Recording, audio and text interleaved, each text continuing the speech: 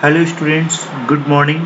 In our last practical video of if-else statement, I had said that we should use variable descriptions and comments to describe different variables in your examinations as well as in your assignments. The format of variable descriptions is already given in your book just before the contents page. Here I will show you same program for which we will write the comment and variable descriptions. Uh, we have opened the program cell. The first type of comment is already written here. This is the documentation comment in which we write about the program. You can say this is the short description of your program, the purpose of your program. After that, you can write your comment anywhere. Suppose in this line you are declaring the object of a scanner, then to describe this line you can write here single line comment like this. It's object declaration or scanner object declare. Scanner object declaration.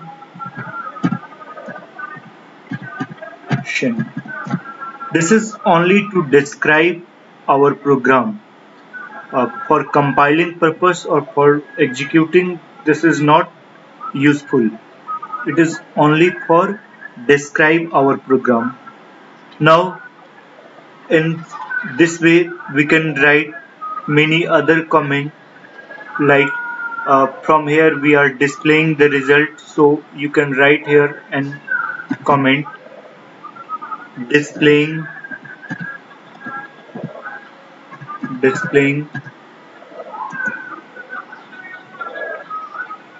mm, bill या amount, displaying purchase bill.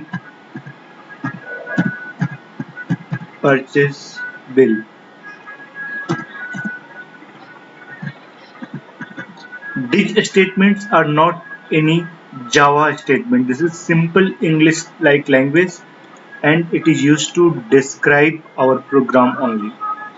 Now we have to use variable description. We cannot write variable description in your program uh, on computer.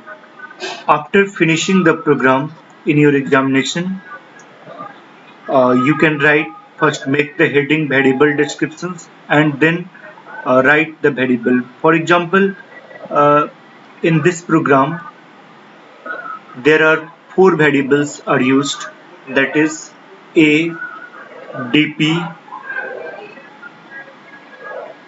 after that da and np.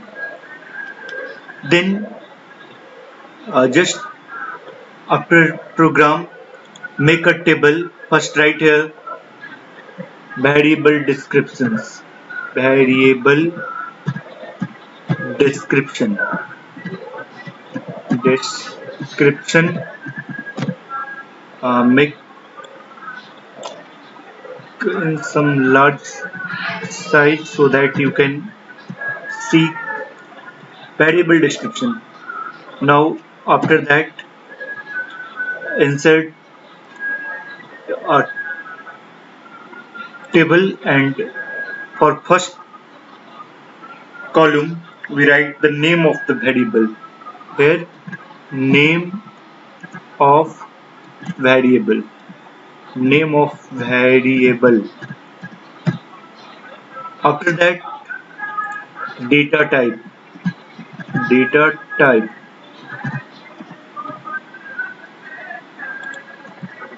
and purpose or description, description. Now one by one we can write here name of variable and its purpose. Suppose for first variable we have taken a. What is the data type of A? In our program, you can see the data type of A is in double. Almost all variable is double here, so you can write here data type double. And description, what is the purpose? Purpose of this variable is for amount. That means purchase amount. You can write here also purchase amount.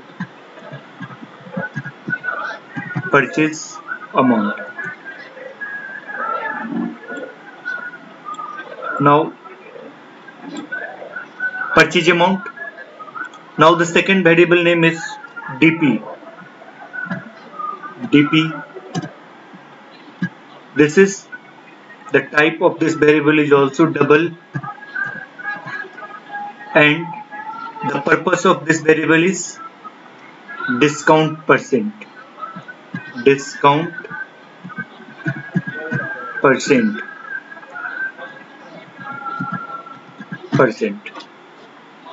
After that,